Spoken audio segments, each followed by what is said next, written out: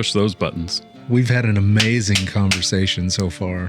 Welcome to the Stand Like Men podcast. 20 minutes in, we realized we didn't hit record. That's all right.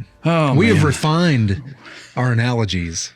Yes. We stumbled over some analogies and we refined them. This is going to be a super short podcast because we already figured everything out. That's it. That's it. Man. It's just going to be bullet points from here on out. All right. Well, welcome to the Stand Like Men podcast. I'm Daniel Schallenberg. And I am Logan Ingram. And we're here to talk about what it means to be a godly man of God. We wish you were here 3 minutes ago, but we didn't hit record. No. So and by 3 minutes ago, you probably really mean like 20 minutes ago. 15 to 20 minutes ago. Yeah. Yeah. It was really good. It was good. We'll try to rehash it. And we're not going to, we won't blow over everything. No.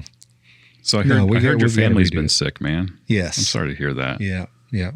I was sick over Christmas and a little New Year's, and the kids have been off and on sick. Cindy's been off and on sick. Yeah.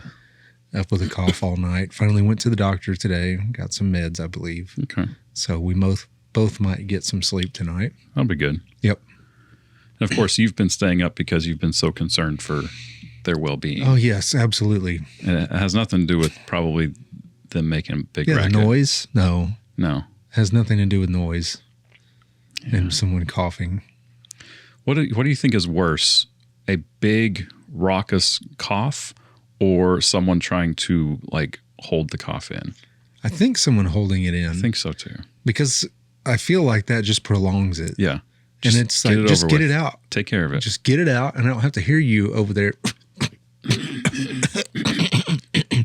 for an hour. Just get one massive cough out and get it all out. Get it all out there. Yeah.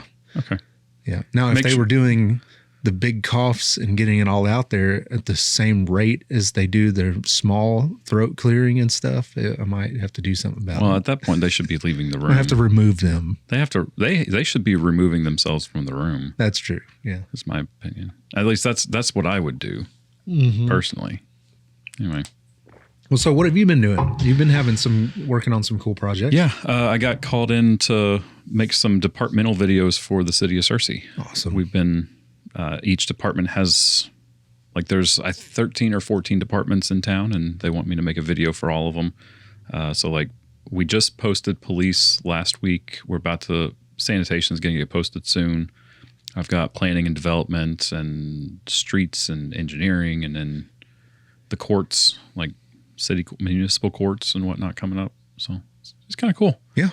But it takes a while to make them all because it's two people. For each department, I interviewed two people, and it's, the people that don't actually want to be interviewed. Like they got into city work probably so they didn't have to be interviewed. Yeah. But I'm like, well, it is what it is. Here we are. Especially the sanitation guys. They were so uncomfortable. Actually, not as bad as the city engineer. Yeah, sometimes some of them are the best ones to interview. Oh yeah. Because like and then like our goal was, we want you to be a human. You don't have to be casual. We just want you to be comfortable. We're not going to ask you to be what you're not. So you don't have to have like anything scripted. And so we just do an interview. I get to ask them a bunch of questions that I've been wondering about. I joked with Kara that during the planning and development interview, I asked the hard questions like, why did it take so long to get Target in town? Yeah, stuff like that. Yeah. Yep, absolutely. Those are the important questions. I also asked if we had a Sam's coming, and they said that they don't know yet. Yeah. Like there's nothing on the books yet. It's not I know of quite a few things that people are reaching out to certain companies trying to get them here. And so nothing is official or anything like that. If we can get a Sam's, I'm never going to have to go to Little Rock other than airport. That would be neat. That would be great. But like we've got a David's, which satisfies Emmett's desire to go to Little Rock. We've got a Target. We're getting a Target. Eat the most delicious French fries I've ever had in my life. It's expensive though. Besides maybe McDonald's French fries. But David's somebody put good. Two in front of me, David's. 100%. David's is really good. It's just pricey. Yes. So yeah, it's expensive. I try not to go there as much, but we're getting a Target. So if we can get a Sam's, that sets me up for toilet paper and paper towels. I never have to go back to Little Rock. Well, that's good, man. I hope you get that one day. I do too.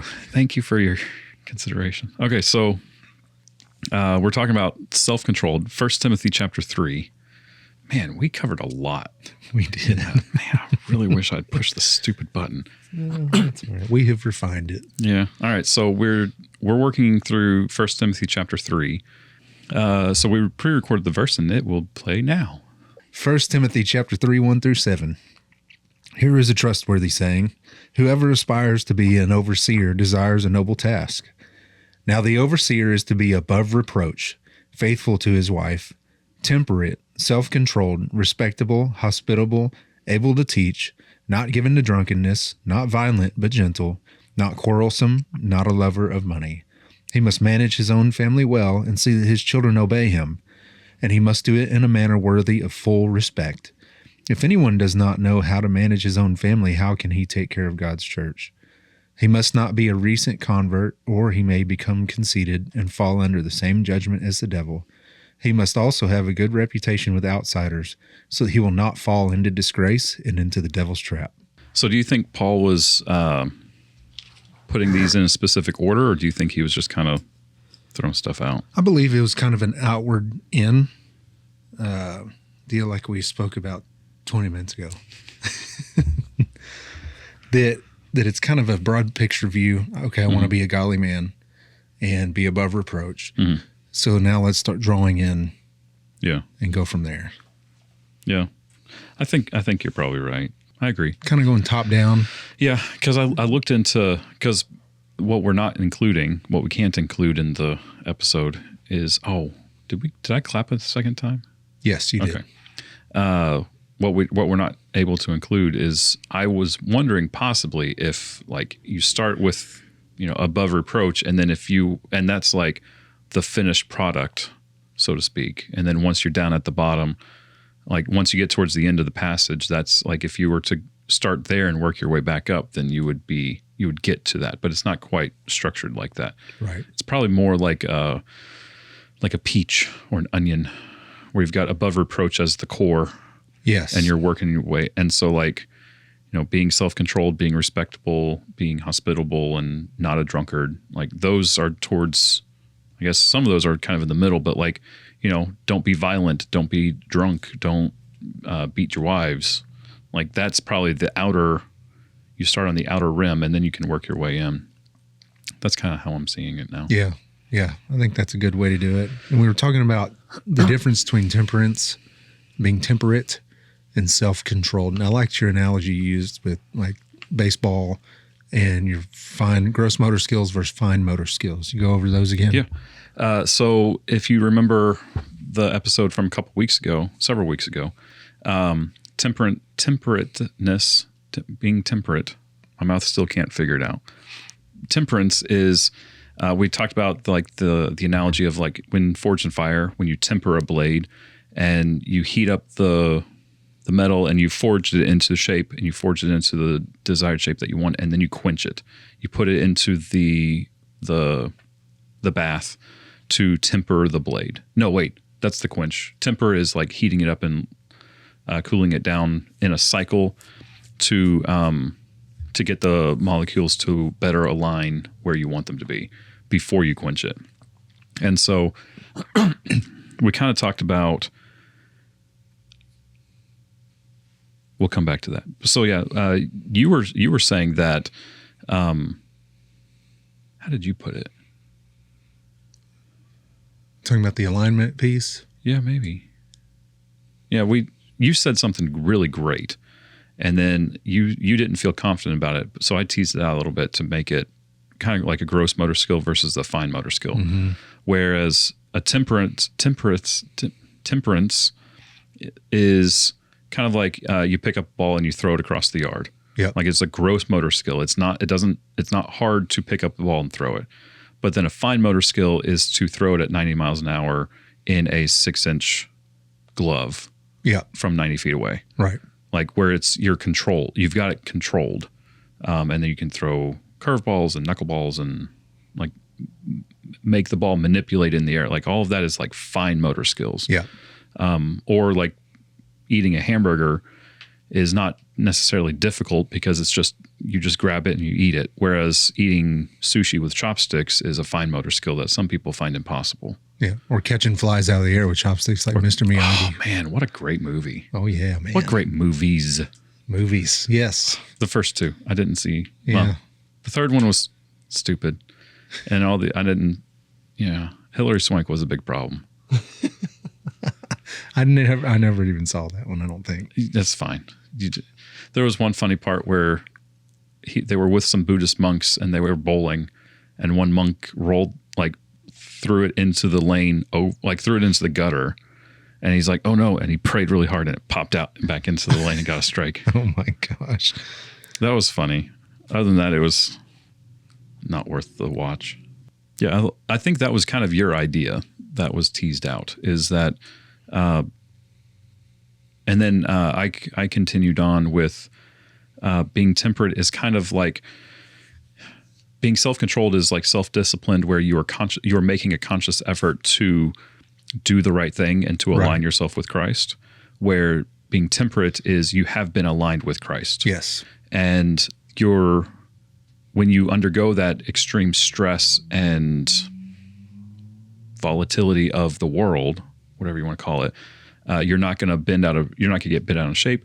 You're not going to shatter. You're not going to crack. You're not going to break, because you've been aligned with Christ. Mm-hmm. And you've been tempered with Christ. Whereas with self-control, you have to control yourself to make the right decisions. You have to control yourself to do what's right. So like if someone cuts you off on the road, if you're temperate, you're not like, your reaction is a normal response, like a gracious and measured response. Mm-hmm. Whereas being self-controlled, you have to. It's your baseline. Temperate's your baseline. Yeah. That's just how you operate. Yeah. It goes back to character. Yes. And like being temperate is being like, your self-control is part of your character. And when someone mouths off at you, your reaction is actually a peaceful reaction rather than I'm going to bust you up. Yeah. Whereas self-control, you may have to control yourself and stop the initial "I'm going to bust you up," and then force yourself into a peaceful response. Yep. I think we're about caught up now. Yes. We're there. That only took us 10 minutes. Yeah. We're so efficient. Do you think that self-control then is just behavioral management? Like you just catch it in the moment and then you be self-controlled right then? Or do you believe that it starts with disciplined thinking and changing the way we think about things and what we keep front of mind? It's probably a little bit of both. Probably more so the second one. Yeah. Where you're thinking about your goal before you get into that situation. Does that make sense? Yeah. Yeah. I think it aligns perfectly with like possibility thinking, positive thinking. You know, if you're constantly thinking positive and gracious gratitude, generally that's kind of what flows out of you, right? But if you're constantly thinking negative thoughts and anger and all of that, that's kind of what comes out. Mm-hmm. And so if you're constantly thinking about, you're being intentional is what it is. You're being disciplined and intentional about keeping your thoughts in, okay, so maybe I'm in traffic today. What am I going to do if someone cuts me off? And you think about it, because I think what's that saying is an ounce of preparation. Mm-hmm. What is that? I forget what the whole saying is now. Ounce of preparation is... Ounce of prevention. Oh. I know that there is a saying. I have no idea what the rest of it. It's probably... It's important. Yeah, it is. Preventative maintenance.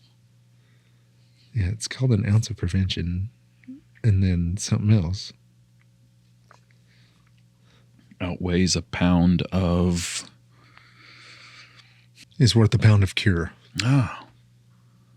Yeah. Is worth a pound of cure. Yes. Okay. An ounce of prevention is worth a pound of cure.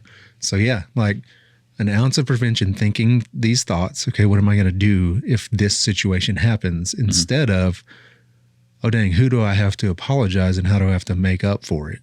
Because the small bit of prevention will hopefully prevent you from having to do all of that stuff. Or even just yourself, beating yourself up afterwards. If you're trying to live for God, and then that's possibly going to be what happens. You feel bad afterwards. Yeah. There's nothing wrong with guilt. No. Guilt is from the Holy Spirit. Shame is from the enemy. But we've talked about that before, I think. Well, because, and talking about your pound of cure, like, if I lose control and I start yelling at my family, like, and there was one time I lost my temper and I just shouted at my wife, just like, there's just like one statement, but it was said with venom. Of course, Kara was there. She heard it. And then Emmett happened to be in the room as well. Like, an out of prevention would have been, hold your tongue and don't lose your temper. But because I didn't hold my tongue, I had to put in a pound of cure, which was I had to talk with each person and I had to apologize and explain, like, I was feeling this and that's no excuse for the way I acted. Yeah. I didn't like that day. I bet not. That was a stupid moment. I was just frustrated, and I felt, for some reason, I felt disrespected, even though that wasn't the case at all. I just read too much into it, and so I felt what's the word? Not vulnerable, not disrespected, insecure. I was, for some reason that day I was feeling insecure. Yep. And so I misread, and I just spat out, and I'm like, oh, dang it. Isn't it amazing how insecurity leads to a lot of bad habits? Oh, yeah. It amazes me. Yeah. But kind of going back to the thought piece. So one of the notes I had was, what a man allows to live in his thoughts will eventually live in his actions. Kind of keeping your mind. Jesus said something similar to that. Yeah. Out of the overflow of your heart is well, James said overflow of the mouth, the heart, or overflow of the heart, the mouth speaks. Is that James or Jesus? I can't remember. We even talked about that several weeks ago of, like, know your scripture. We're trying. I feel ashamed. Well, that's all right. A saying that I grew up with my dad teaching me, and that I've heard and read 100,000 times over, is thoughts become words, words become actions, actions become habits, habits become character, and character becomes your destiny. Ooh, that's good. Yeah, and what you dwell on mentally often finds expression verbally. Let's break that down. Okay, so thoughts become... Your thoughts become words. Words become actions. Actions will then become habits. Habits become character, which is what we're driving towards, right? And character becomes our destiny. Now, that felt... At first, I'm thinking, oh, destiny, that's too new agey. That's not... I look at it as purpose. But I see it as, like, as I think about it, like, it's okay to say destiny, because, like, angry Walmart shopping guy didn't set out to be angry Walmart shopping guy. Right. But he got into habit, and it became his character that he was just going to be an angry person. And then he turned into an angry Walmart shopping guy. Yep. And there's I've seen it all over. Like, I've known men who, looking back now, I realize how young they were when I first started hearing them talk like this. And I'm like, why would you do that? Yeah. But one of them was, his life goal was to be a crotchety old man who sits on his front porch. Guess what he is today at 65? Crotchety old man who sits on his front porch. Yeah, but he actually became that in his 40s. Yeah. But he would say that all the time. Yeah. And then, so that you could tell that thought was in his mind all the time. Because, I mean, he would tell you that's what he thinks about and what he wants to be when he grows up. Well, it goes back to the action plans that you were talking about. Like, set your what'd you call it? The Vision. vision BHAG? BHAG. BHAG? Yeah. Big, audacious, hairy goal. Big, hairy, audacious goal. Yes. And it's like, set your goal and like, what do you expect to see in 10 years? Mm-hmm. It's like, okay, well, and then you start working towards that now. We've been saying this from almost day one. It's about being intentional about your life. Yes. It's like, if you're not intentional today, then you will turn into something that you don't want to be. Right. Because we are all working towards what we're going to be. We're all working towards a goal at this very moment. If we don't set that goal, it will be a goal of complacency, and it will be an end result of complacency and despair and lack of character. Yep. Because character requires work. That's right. Self-control requires discipline, which requires work. And we're kind of like water, where we will follow the path of least resistance 100%. unless we intentionally do the hard thing. Mm-hmm. And so yeah, like we're all working. I think Destiny's great. Yeah, I do too. I really believe that. And I believe I've seen all of these things, recreated right in front of my face with people and situations. And I've seen it over and over and over and over. Yeah. Your thoughts become words. Words become actions. Words become actions because you get more comfortable with it. Like yeah, the more absolutely. I was on during the pandemic, I was on a work meeting, Zoom call, and it was just like a committee, like small little committee. We were very comfortable. Like we had finished all the work stuff and we were just kind of just sitting there chatting. And this one lady that I worked with, she's strong faith woman. I have deep respect for her. And she goes, y'all, I need to confess something. I'm like, what? She goes, I have started cussing. I'm like, what? And she goes, I need to stop. I don't want to do it anymore, but and she went on to talk about how she like got comfortable, like the shows that she was watching, and she got comfortable hearing that terminology. So she, in her mind, she'd start saying like curse words, and then it got comfortable to where she started saying them verbally. Yep. And she's like, I need to come. It was very funny moment, but we're not allowed to talk about it anymore because she doesn't like to hear it. Yeah. But anyway, but yeah, like when you get comfortable with your thoughts, and so they're going to come out as words. And once you get comfortable with them as words, they're going to become actions. Mm-hmm. And we'll have to shift analogies at that point, because cursing, what kind of action does cursing lead to? Oh, maybe violence. I don't know. Yeah. Well, hurtful. Yeah.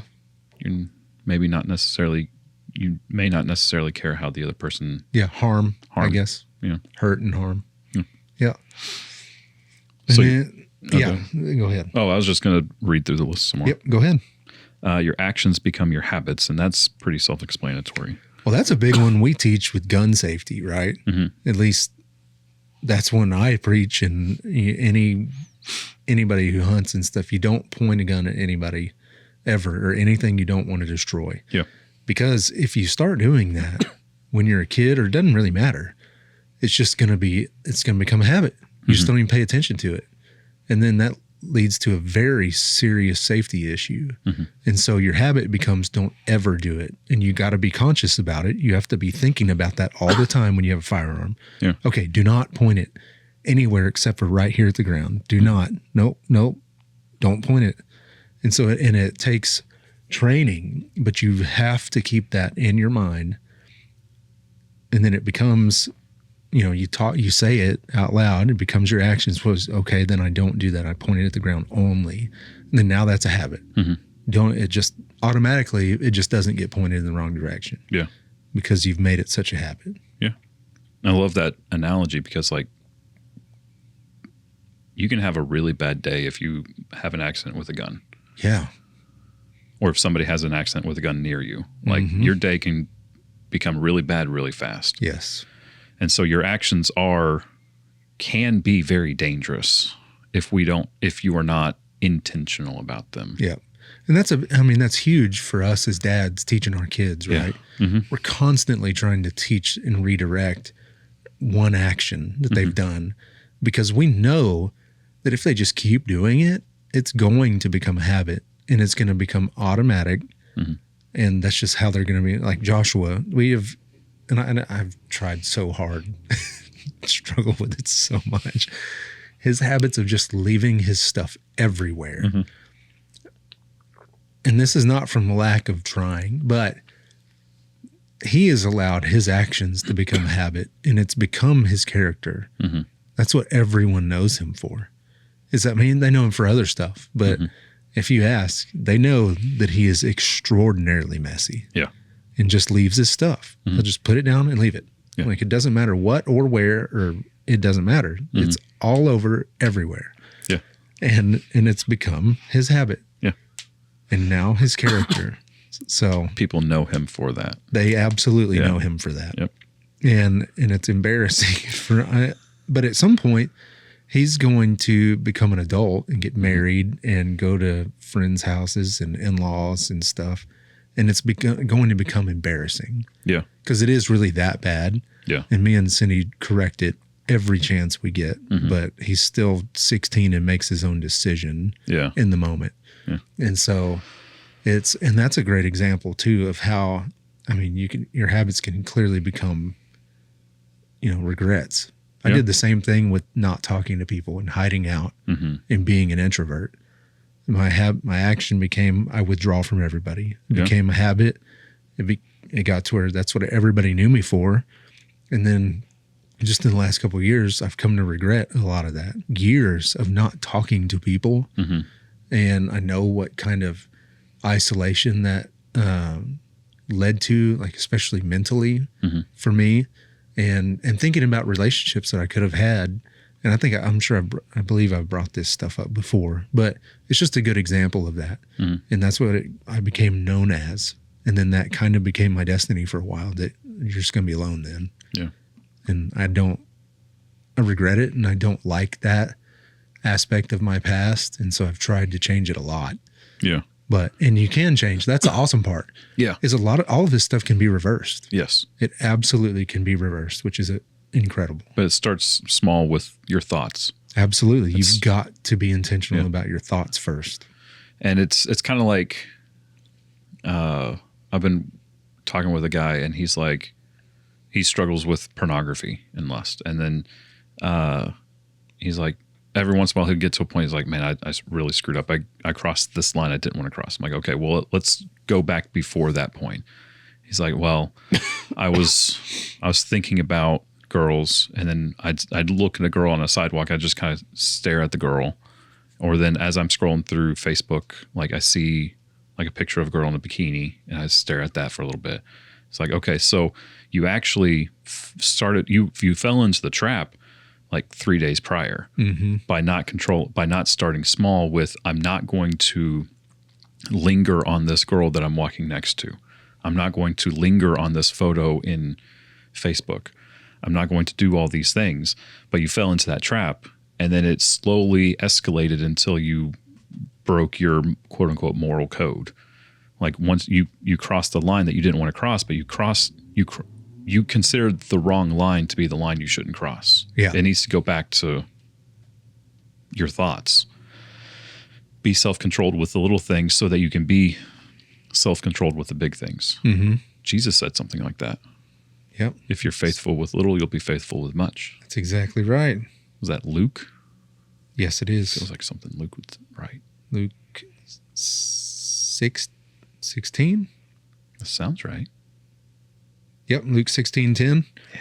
Whoever can be trusted with very little can also be trusted with much, and whoever is dishonest with very little will also be dishonest with much. Yeah. Do you think he was always talking about thoughts? Because I think it all starts with thoughts. yeah. I think, yeah. It Because goes back to, you have to convince yourself that it's okay. yeah. I did always hear it as like a character thing. Like Jesus was talking about the character, but Yes. never so simple as, what are you thinking about? What are you talking about? Like, what are you You got to be intentional with literally the simplest thing of just your thoughts. I'm not going to think about cursing, even though I just ripped my finger off in the swing set. I'm not going to think about cursing because I'm going to, anyway, that did actually happen. I ripped my thumbnail off in the swing set when I was 5 years old. So much blood. That's terrible. And that's the day I realized that the Chinese torture of bamboo shoots up the fingernail, that would be, I would cave immediately. Yeah. As soon as they brought those out, I'm like, no, hold on. I'll cave. But the trick is never get yourself in a situation where someone's about to shove bamboo shoots up your fingernails. That would be a good thing to just avoid. Avoid that. But how do you do that? Intentional You go thoughts. back to intentional thoughts. That's exactly right. Okay, so your thoughts become words, whether you're intentional about your thoughts or not. Your words will become your actions, whether you're intentional or not. Your actions will become habits. Your habits will become your character. Your character will be your destiny. It's not like the prophecy destiny where you don't have a choice over it. You do have a choice based on your thoughts. It becomes your life. Your destiny is to me in this context this is how your life is going to be. Yeah. And when I say like your thoughts will become your words, whether you're intentional or not, it's that you have a choice of being intentional and being self-controlled, or you have you can be unintentional and just whatever happens. Yep. But if you're going with whatever happens, it's definitely not going to be a man of God. No. Because we are water. Yep. Where we will follow the path of least resistance. Yes, we will. Which is why you see a river, and the river never goes straight. It is always snaking back and forth because it hits a rock and says, "This is hard. I'm going to go to the right." Well, think about why we get caught in sin so easily. Most of the time, it's just an easy thing to do. Yeah. I mean, it's easy to sit there and linger on your phone. It's easy. Yeah. It's easy to fall in the trap of pornography. It's easy to curse during a pandemic. Yeah. Because if it wasn't so stinking easy, I don't think we would struggle with it as much. No. It'd be easier. Just stay right. Yeah. But it's not. It's not. It's really easy to fall into sin. Sin is the path of least resistance. Yeah. I think we're onto something there. Mm-hmm. So I'd like to talk about this, and it kind of jumps right into the pornography and thoughts and habits and everything. Yeah. And I saw the whole world saw an incredible example of this, but private compromise always becomes public destruction. All right. What happened at the Coldplay concert not that long ago? I wasn't sure which event you were talking about, but that's the perfect example. That's the perfect, most recent. Just FYI, we're talking about the Coldplay concert where a CEO was outed on the Jumbotron with his director of HR. He was having an affair. Yeah. And they got caught on the Jumbotron. It was all over the internet and all of that. A lot of memes were made. Yes. Lots of memes and jokes and parodies and all kinds of stuff. Yeah. But I think that's a perfect example of this. They started probably with just secret conversations or looks or something in the office, and then it became a secret handhold or something here and there, and then it well, we have there. to work late and right, and then just they say one thing led to another. Well, it's one thing of being unintentional led to another thing of being unintentional. Yep. And then it became their public destruction. Yeah. It was they thought it was totally private up until that very moment. Yeah. Because you go to a Coldplay concert with tens of thousands of people, you think you're lost just in the crowd. You're lost in the crowd. Yep. Until you happen to get stuck on a Jumbotron. Not when they do a kiss cam on you. Yeah. Oh man. But yeah, that's I mean, and the privacy part starts in our thoughts, right? Yeah. And then our private actions, and then those become habits, which become more public. And then once they become our character, that's pretty public. Yeah. It's never one thing led to another. It's always I was unintentional and I just went with the flow until I got in trouble. Yep. That's it. Yeah. And like whenever I never really put it together like that. Like one thing led to another. I'm like, okay, I can see how one thing would lead to another. But like ultimately at the root of it, it's what they're saying is I was not intentional, and I was just letting myself fall into this pit of sin. And it's not even letting myself fall into it. It's I'm choosing to do the sin instead of doing the hard thing. Yeah. So going back to intentional thoughts and just all of what we just talked about, the affair, pornography, we can talk about alcohol, substance abuse, and I believe that in the notes that I have, say if something dulls your discernment, it cannot be mastered. And I think that is extremely correct. So think about like if I am sitting here high on drugs, I can't do anything about that. Like I cannot conquer them in that moment. Yeah. You can't do it. Alcohol, if I'm sitting here completely hammered, I can't do anything about that in the moment and conquer it to continue with a coherent conversation. And so, and you'll never be fully master over it. Well, that's what you have to become is master over it, but instead of mastering it. Well, how are you a master over alcohol? You never partake in it. That's right. Yes. Like if you get if you get into a alcoholic state, like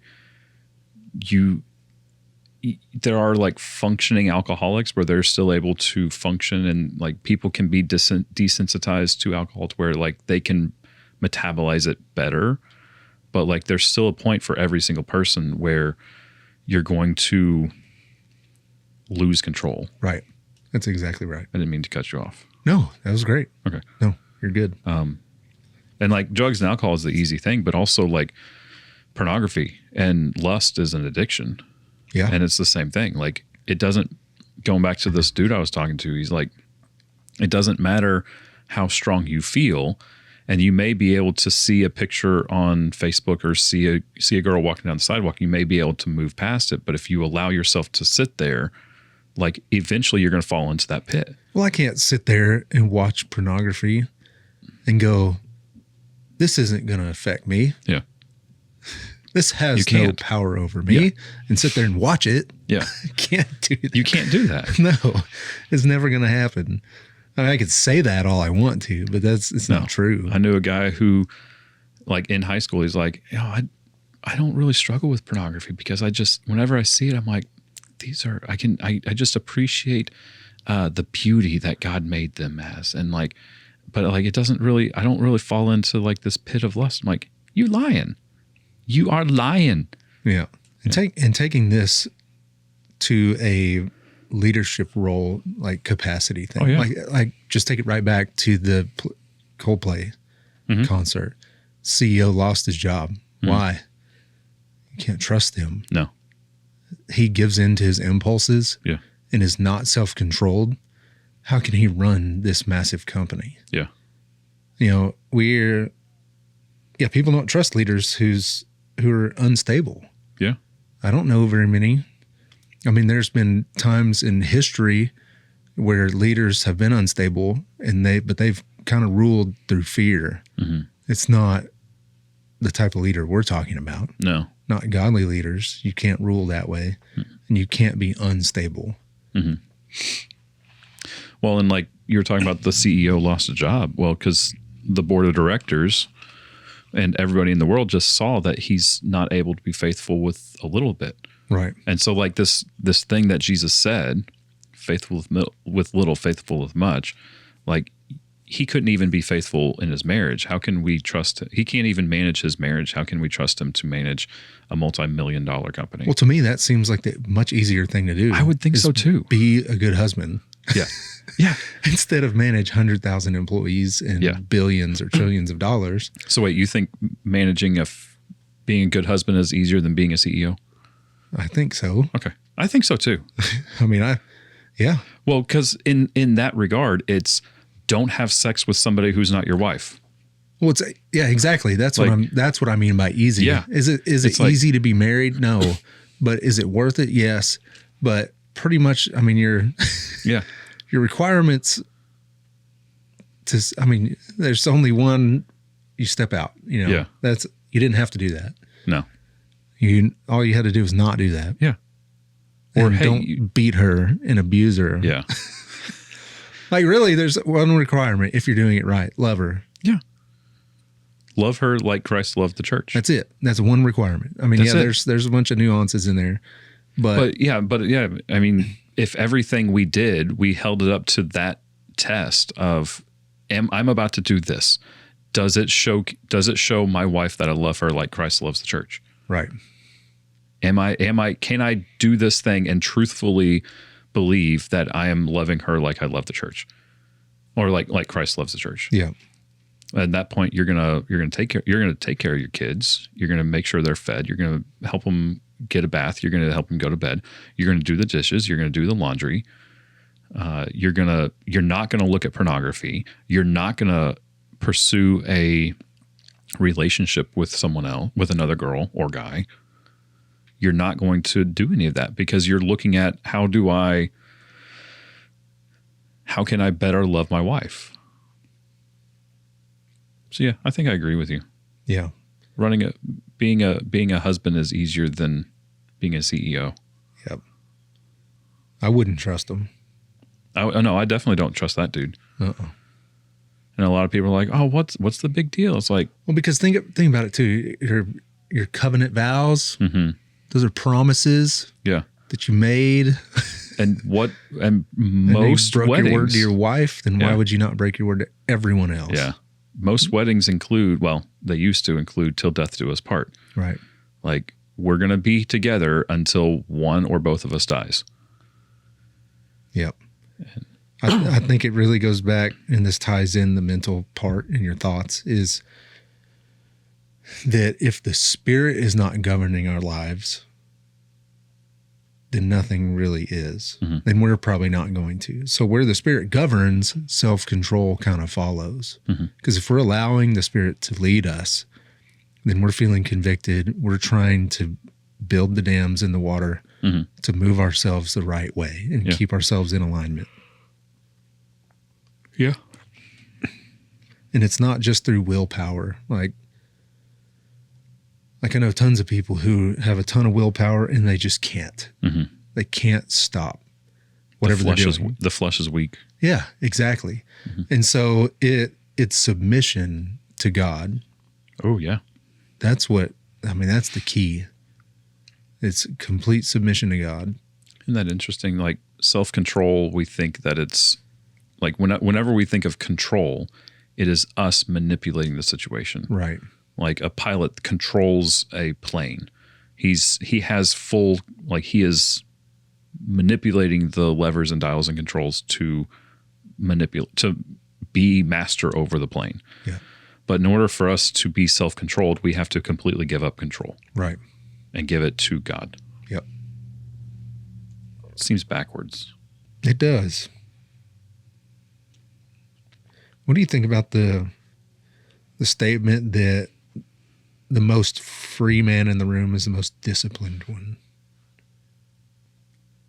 So if you look at discipline, the way we've been talking about it, is we're becoming masters over everything else around us. Nothing masters us. Mhm. So if you got no master, of something over you, Mhm. but you're willingly submitting to God, Yeah. I'd say you're the most free man in the room.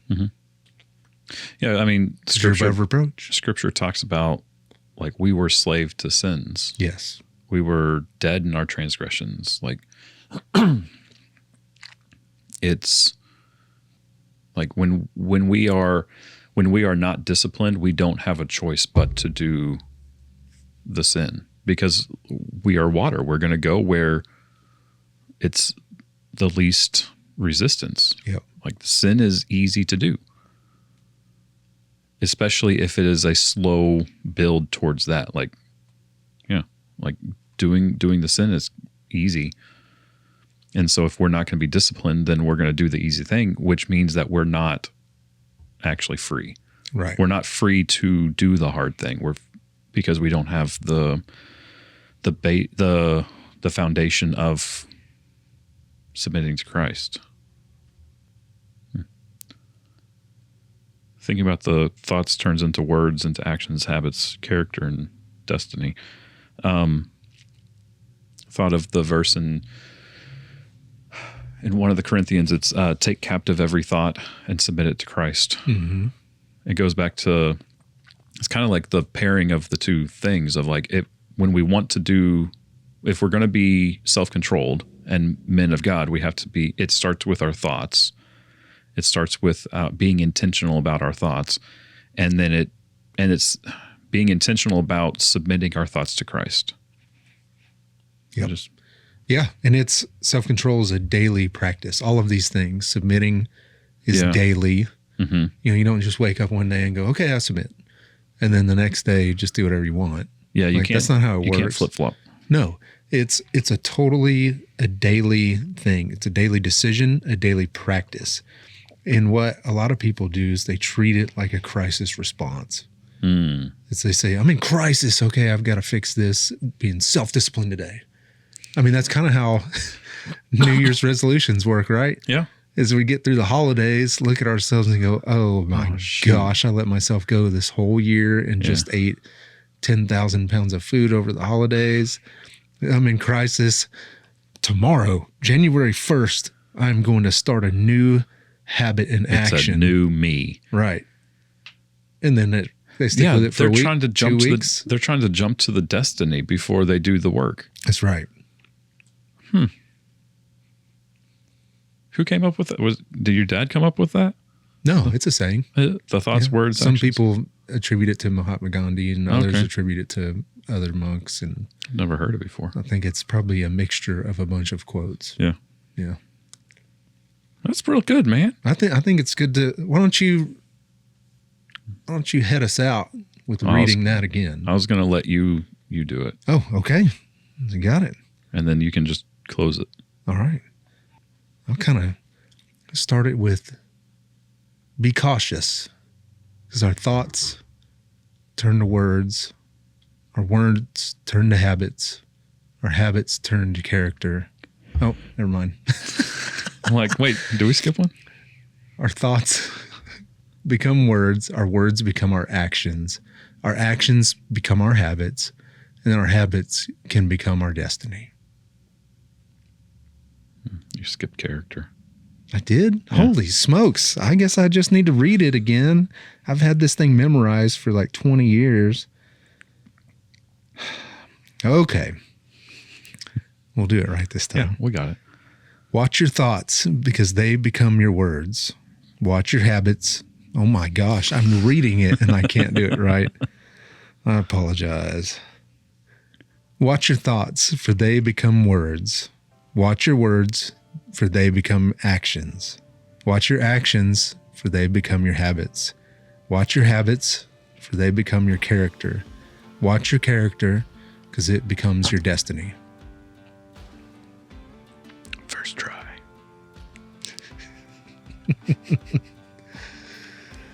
Well, thank you for joining us today on this wonderful Stand Like Men podcast. We appreciate y'all being here, and we would love to hear from you guys. If this podcast is impacting you at all, we'd love to hear your feedback. If you hate it, we would love to hear your feedback. If you have questions or even podcast ideas, we would love to hear those. You can write us on all the socials. You can message us on there. You can send us an email at standlikemen@gmail.com. And once again, we really appreciate y'all being here. We hope you're enjoying the show. Our verse is 1 Corinthians 16:13 and 14. Be watchful. Stand firm in the faith. Act like men. Be strong. Let all that you do be done in love.